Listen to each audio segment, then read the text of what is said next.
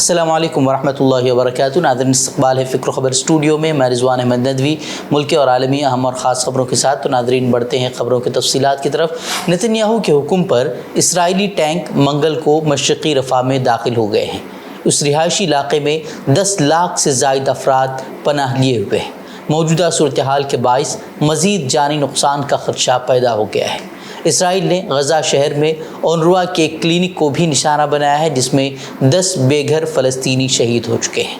اقوام متحدہ کے مطابق غزہ پٹی کے جنوب میں شدید لڑائی سے بچنے کی کوشش میں ایک ہفتے کے اندر غزہ کے رفح شہر سے تقریباً 4.5 لاکھ افراد نقل مکانی کر چکے ہیں۔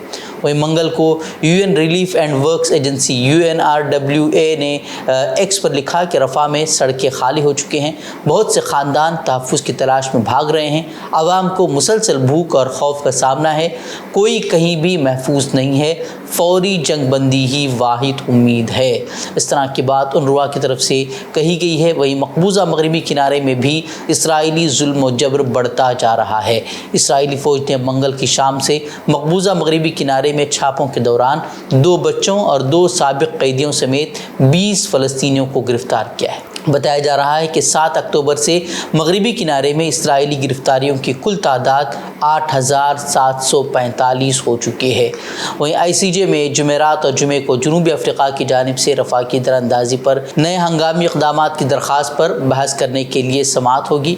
اسرائیل رفح پر حملے پر بضد ہے، جہاں لاکھوں افراد کی زندگیاں وہ خطرے میں پڑی ہوئی ہیں، اور اس کو لے کر اب ICJ میں عالمی عدالت انصاف میں اب سماعت ہونے والی ہے۔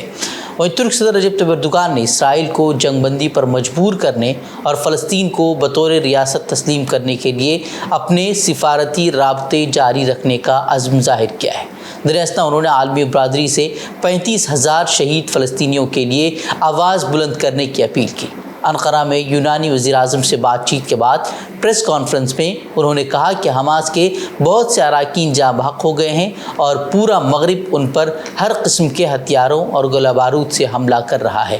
انہوں نے یونانی وزیر اعظم کو مخاطب کرتے ہوئے کہا کہ ہم حماس کو دہشت گرد تنظیم سمجھنے والے ایتھنز کے نقطۂ نظر سے دکھی ہیں اور حماس کو اپنے مقبوضہ علاقوں کا دفاع کرنے والی مزاحمتی تنظیم سمجھتے ہیں۔ اردوغان نے یہ بھی کہا کہ انقرہ اور ایتھنز کے درمیان دہشت گردی سے نمٹنے سے متعلق متفقہ حکمت عملی مضبوط ہو رہی ہے۔ غزہ میں اسرائیلی فوجیوں کو تباہی سے روکنے کے لیے حماس کے مسلح ونگ کی جانب سے بھی کوششیں جاری ہیں۔ تازہ ویڈیو فلسطینی مزاحمتی تنظیموں نے جاری کیا ہے جو کہ بے حد حیران کرنے والی ہے۔ ویڈیو میں دیکھا جا سکتا ہے کہ نقطۂ صفر سے حماس کے جوان بے خوف و خطر اسرائیلی ٹینکوں کو تباہ کر رہے ہیں، اور مختلف ویڈیوز اس کی سامنے آ رہی ہیں مختلف مقامات سے، جس طریقے سے انہوں نے حملہ کیا ہے۔ یاسین 105 جو ان کے میزائل ہیں اس کے ذریعے سے کس طریقے سے انہوں نے حملہ کیا، اس کی ویڈیوز بھی وہ وائرل ہو رہی ہیں۔ وہ امریکہ ایک طرف رفح پر مکمل حملے کی مخالفت کا ڈھونگ رچا رہا ہے، تو اب یہ خبریں آ رہی ہیں کہ جو بائیڈن انتظامیہ غزہ میں شہریوں کی بڑھتی ہلاکتوں اور اسرائیل کے رفح پر بڑے حملے کے خدشات کو نظر انداز کرتے ہوئے اسرائیل کو $1 بلین کے فوجی امداد بھیجنے کا ارادہ رکھتی ہے۔ روئٹرز نے 2 نامعلوم امریکی حکام کے حوالے سے رپورٹ کیا ہے کہ منگل کے روز امریکی محکمہ خارجہ نے پیکیج کو کانگریس کے جائزے کے عمل میں منتقل کیا ہے۔ بتایا جا رہا ہے کہ اس پیکیج میں تقریباً $700 ملین ٹینک گولہ بارود، $500 ملین کے ٹیکٹیکل گاڑیاں اور $60 ملین کے مارٹر گولے وہ شامل ہیں۔ کانگریس صدر ملکارجن کھڑگے نے اتر پردیش کے مہاراج گنج میں ایک جلسہ عام سے خطاب کرتے ہوئے وزیر اعظم نریندر مودی اور مرکزی حکومت کو شدید تنقید کا نشانہ بنایا۔ اس دوران انہوں نے BJP اور RSS کے نظریات پر بھی حملہ کیا۔ انہوں نے کہا کہ BJP RSS کا نظریہ غریبوں، پسماندوں، دلتوں، قبائلیوں کو کچلنے والا ہے۔ انہوں نے کہا کہ BJP جمہوریت اور آئین کو ختم کرنا چاہتی ہے، اور آئین اگر ختم ہو گیا تو عوام غلام بن جائے گی۔ سنیے کیا کہتے ہیں ملکارجن کھڑگے۔ یہ مودی ہے تو ممکن ہے، ٹھیک ہے بھائی، ممکن کیا ہے؟ مہنگائی ممکن ہے، بے روزگاری ممکن ہے، پیٹرول مہنگا ہو گیا یہ ممکن ہے، گیس مہنگا ہو گیا یہ ممکن ہے، ڈیزل مہنگا ہو گیا یہ ممکن ہے، किसानों की फर्टिलाइजर महंगी हो गई, ये मुमकिन है। और उसी तरह से जीएसटी डालकर हमारे मजदूरों को, हमारे किसानों को तंग करने वाले मोदी सरकार है। ये मोदी जी आप है तो ये सब मुमकिन है। अगर हमारी सरकार आएगी, गठबंधन सरकार बनेगी, जितने भी किसानों पर टैक्स है, वो चाहे ट्रैक्टर का हो, ट्रैक्टर टायर का हो, फर्टिलाइजर का हो, औषध का हो, ये सब हम हटा देंगे। समाजवादी पार्टी के सरबराह अखिलेश यादव ने झांसी में बीजेपी को हदफ तनकीद बनाते हुए कहा कि इस बार 140 करोड़ आवाम बीजेपी को 140 सीटों के लिए तरसा देंगे। झांसी में बीजेपी की विदाई झांकी तैयार हो रही है। उन्होंने बीजेपी पर लॉ एंड ऑर्डर को ख़त्म करने का इल्ज़ाम आयद करते हुए कहा कि इस हुकूमत में लॉ अलग है और ऑर्डर अलग थलग हो गया है। आबादी के हिसाब से जिसका जितना हक है वो मिलना चाहिए। दलितों, पिछड़ों और कबायलियों का रिजर्वेशन बीजेपी ने छीना है, इस तरह की बात उन्होंने कही। आम आदमी पार्टी के एमएलए अमानतुल्लाह खान की मुश्किलात में इजाफा होता जा रहा है। उनके बेटे अनस के पेट्रोल पंप पर हमला केस में उन्हें जल्द ही सलाखों के पीछे डाला जा सकता है। इस मामले में मुख्तलिफ दफ़ात के तहत मुकदमा दर्ज करने के साथ पुलिस ने अब एमएलए और उनके बेटे के साथ साथ 3 लोगों के खिलाफ अदालत से गैर ज़मानती वारंट जारी करवाया है। इस मामले में नोएडा पुलिस ने अब आम आदमी पार्टी के एमएलए, उनके बेटे और दूसरे की तलाश के लिए 3 टीमें तश्कील दी हैं। उन टीमों में 1.5 दर्जन से ज़ायद पुलिस एहलकार तैनात किए गए हैं। हुकाम का कहना है कि उनकी तलाश में इलेक्ट्रॉनिक वसाइल का भी इस्तेमाल किया जा रहा है। सुप्रीम कोर्ट ने बुध के रोज़ न्यूज़ क्लिक के एडिटर परवीर पॉडकास्ट की रिहाई का हुक्म देते हुए कहा कि गैर कानूनी सरगर्मियां एक्ट 1967 के तहत दिल्ली पुलिस के जरिए उनकी गिरफ्तारी गलत है। जस्टिस BR गवई की ज़ेर क़यादत बेंच ने कहा कि अदालत को इस नतीजे पर पहुंचने में कोई हिचकिचाहट नहीं है कि रिमांड ऑर्डर मोरखा 4 अक्टूबर 2023 की तहवील की दरख्वास्त की एक कॉपी मुलजिम अपील कुरिंदा या उसके वकील को सज़ा से कबल फराहम नहीं की गई थी। बता दें कि दिल्ली हाई कोर्ट ने इस मामले में गिरफ्तारी और उसके बाद पुलिस रिमांड के खिलाफ उनकी दरखास्तों को खारिज कर दिया था। उन्हें 3 अक्टूबर को दिल्ली पुलिस के खुसूसी सेल ने गिरफ्तार किया था। FIR के मुताबिक न्यूज़ पोर्टल को मुबैना तौर पर चीन नवाज़ प्रोपेगेंडा चलाने समेत कई इल्ज़ाम उन पर आयद किए गए थे और कई नामवर और मशहूर सहाफ़ियों को इस मामले में घसीटने की भी कोशिशें की गई थी, लेकिन वो कामयाब नहीं हुई। मुसलमानों को घुसपैठिया, ज़्यादा बच्चा पैदा करने वाले और बहुत कुछ कहने के बाद अब वज़ीर आज़म मोदी ने गोदी मीडिया को इंटरव्यू देते हुए बड़ी सफाई के साथ यू टर्न ले लिया है। उन्होंने कहा कि मैंने तो मुसलमानों के ताल्लुक़ से बात कही ही नहीं और यहाँ तक कह दिया कि जिस दिन उन्होंने हिंदू मुस्लिम करना शुरू किया वो अवामी ज़िंदगी के लायक नहीं रहेंगे।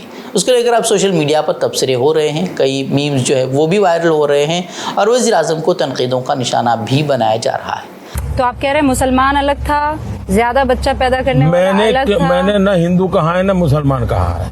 मैंने कहा है कि भाई आप उतने बच्चे हो जिसका आप लालन पालन कर सको, सरकार को करना पड़े ऐसी स्थिति मत करो। इस बार मुसलमान आपको वोट देगा? आपको उनके वोट की चाहत है? मैं ये मानता हूँ कि मेरे देश के लोग मुझे वोट देंगे। मैं जिस दिन हिंदू मुसलमान करूंगा ना उस दिन मैं सार्वजनिक जीवन में रहने योग्य नहीं रहूंगा। पहले जब उनकी सरकार थी उन्होंने कहा था कि देश की संपत्ति पर पहला अधिकार मुसलमानों का है। इसका मतलब ये संपत्ति इकट्ठी करके किसको बांटेंगे? जिनके ज्यादा बच्चे हैं उनको बांटेंगे। घुसपैठियों को बांटेंगे। क्या आपकी मेहनत की कमाई का पैसा घुसपैठियों को दिया जाएगा? वसीउद्दीन ओवैसी ने भी एक्स पर वज़ीर-ए-आज़म नरेंद्र मोदी से पूछा कि उन्हें अपने दरअंदाजों और बहुत ज़्यादा बच्चों के तबसरे के बारे में गलत वजाहत जारी करने में इतना वक्त आखिर। ओवैसी ने सोशल मीडिया प्लेटफॉर्म पर एक पोस्ट में कहा कि वो यानी कि वज़ीर-ए-आज़म मोदी मुसलमानों की बात नहीं कर रहे थे, उन्होंने कभी हिंदू मुस्लिम ज़ाविया इस्तेमाल नहीं किया। ये झूठी वजाहत देने में उन्हें इतनी देर क्यों लग गई? वसीउद्दीन ओवैसी ने कहा कि मोदी का सियासी सफ़र पूरी तरह से मुस्लिम मुखालिफ सियासत पर मबनी है। उन्होंने कहा कि इस इलेक्शन में मोदी और बीजेपी ने मुसलमानों के खिलाफ अनगिनत झूठ और शदीद नफरत फैलाई है। उसके लिए सिर्फ मोदी ही नहीं, उन तकरीरों के बावजूद बीजेपी को वोट देने वाला हर वोटर खड़े कटहरे में खड़ा है।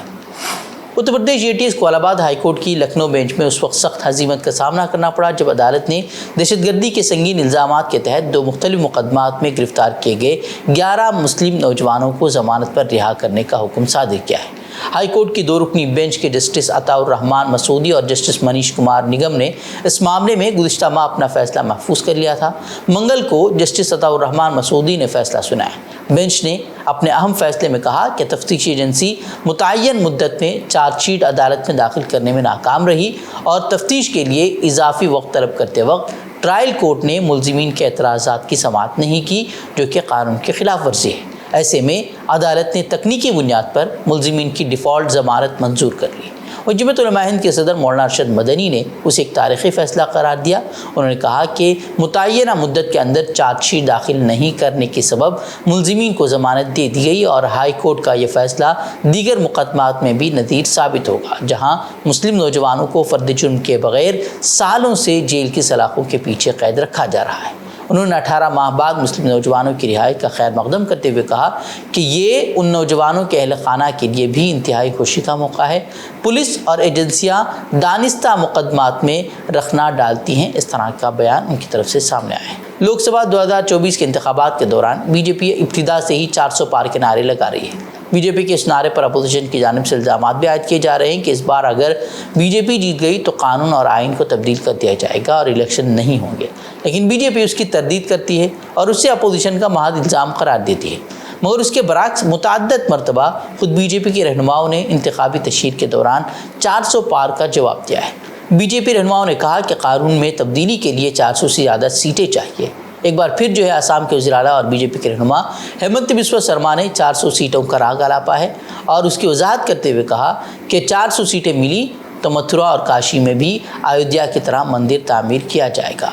आसाम के वज़ीर आला हेमंत बिस्वा शर्मा दरअसल मशरक़ी दिल्ली लोकसभा सीट से बीजेपी के उम्मीदवार हर्ष मल्होत्रा के हक़ में लक्ष्मी नगर में इंतखाबी जलसे से खिताब कर रहे थे। इस दौरान जो है उन्होंने इस तरह की बात कही है। और कश्मीरी सहाफ़ी आसिफ सुल्तान को भी श्रीनगर की एक खुसूसी अदालत ने गैर कानूनी सरगर्मियों के रोकथाम एक्ट के तहत 5 साल पुराने मुकदमे के सिलसिले में ज़मानत दी है। ये केस 2019 में श्रीनगर की सेंट्रल जेल में फसादात के एक वाक़े से मुताल्लिक़ है, जब कैदियों के एक ग्रुप ने मुबैना तौर पर चंद बैरकों को आग लगा दी थी और जेल के अमले पर पथराव किया था। सुल्तान को पब्लिक सेफ्टी एक्ट के तहत 5 साल की नज़रबंदी से रिहाई के 2 दिन बाद 29 फरवरी को इस केस में गिरफ्तार किया गया था। अदालत ने कहा कि मुलजिम को मज़ीद नज़रबंद रखने से कोई मकसद हासिल नहीं होने वाला। उन्होंने ये भी कहा कि ये जम्मू कश्मीर के मुस्तकिल बाशिंदे हैं, इसलिए उसके फ़रार होने के भी इम्कानात नहीं हैं। अदालत ने उनकी ज़मानत मंजूर करते हुए 1 लाख रुपए के ज़मानती मचल के जमा करने की भी हिदायत की और मज़ीद बरा सुल्तान को जब भी ज़रूरत हो तफ्तीशी अफसरान के सामने पेश होने और टेलीकॉम नेटवर्क्स के साथ अपने नाम पर जारी करदा मोबाइल नंबर फराहम करने की हिदायत की है। बता दें कि आसिफ सुल्तान 2018 से उन्हें नज़रबंद किया गया था। उसके बाद जब वो फरवरी में जेल से निकले तो फ़ौरन ही उन्हें पब्लिक सेफ्टी एक्ट के तहत फिर से जो है वो जेल में बंद कर दिया गया था।